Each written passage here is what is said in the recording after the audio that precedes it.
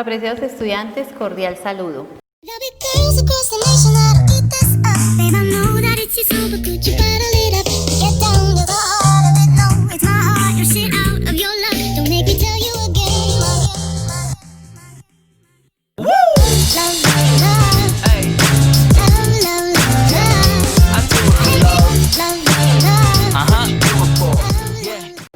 Bienvenidos a su cuarta lección de Derecho Constitucional. En el día de hoy vamos a hablar sobre las formas de participación democrática. Y para ello, entonces, hacemos referencia al artículo 103 de la Constitución Política de Colombia, la cual nos refiere que el pueblo en ejercicio de su soberanía podrá emplear los siguientes mecanismos de participación.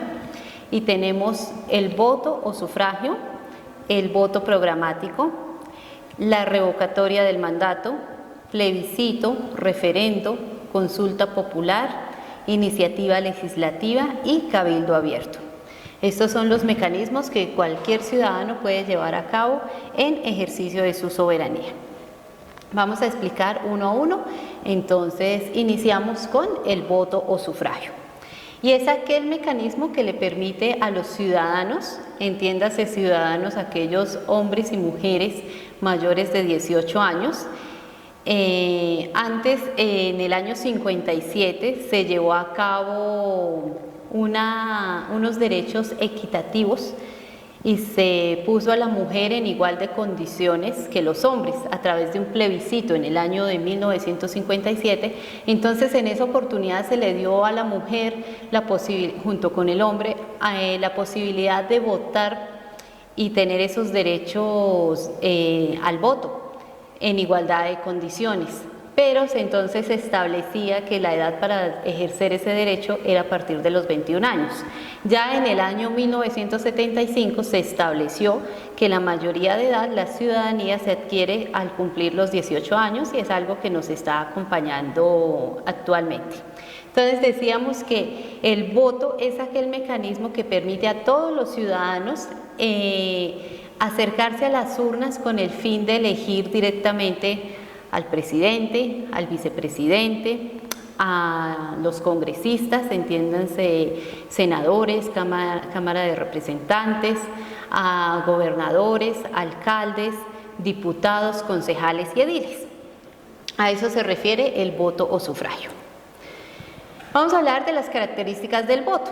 Tenemos como características que el voto es un deber y un derecho.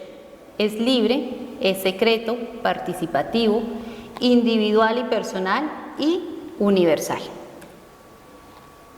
Ahora vamos a hablar sobre el voto programático y es aquel instrumento que le permite a un candidato a ciertas elecciones ser escogido por sus planteamientos, por sus compromisos, por las obligaciones y responsabilidades que están planteando a través de un programa de gobierno. En caso de ser elegido, pues ese candidato que ya ostenta un cargo público tiene que cumplir con lo pactado en ese programa de gobierno. En caso de no hacerlo, pues estará sujeto a una posible revocatoria del mandato.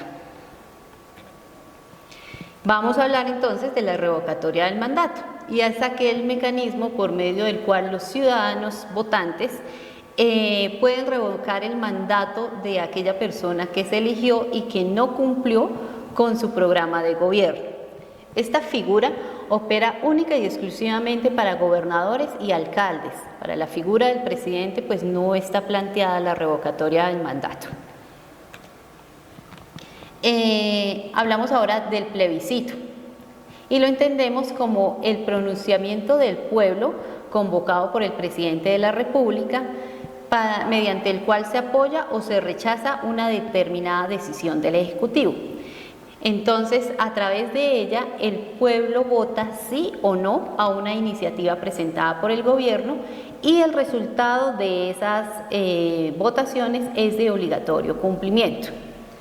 Hacemos referencia al ejemplo de plebiscito, aquel que se votó en el año 2016, cuando se estaba planteando el tema de los acuerdos de paz, y entonces se citó a los colombianos, se convocó a los colombianos, el presidente de ese entonces, el presidente Juan Manuel Santos, convocó a los colombianos para que a través de ese plebiscito aprobaran o denegaran los acuerdos de La Habana, aquellos acuerdos de paz que se estaban llevando a cabo en ese entonces en La Habana.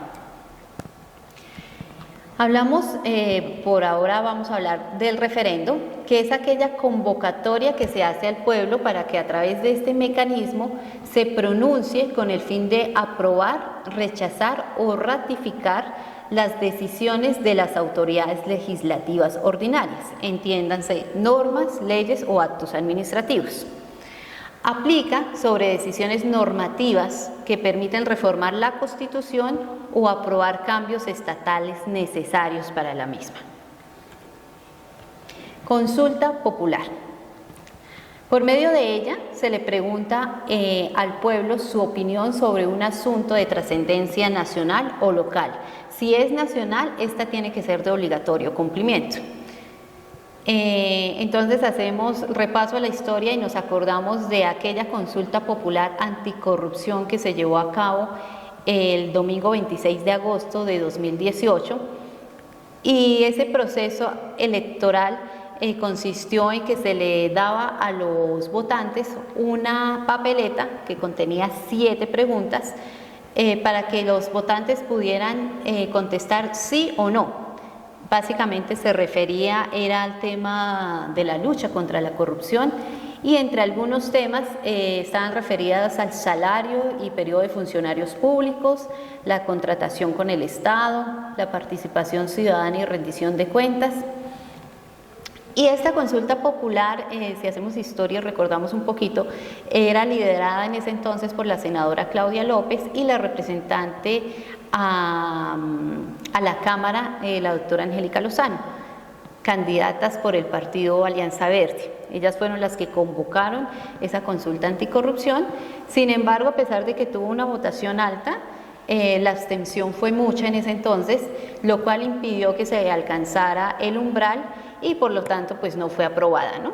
Entonces esa es como la recordación que tenemos respecto a este mecanismo de participación en el año 2018 en lo que tiene que ver con la consulta popular.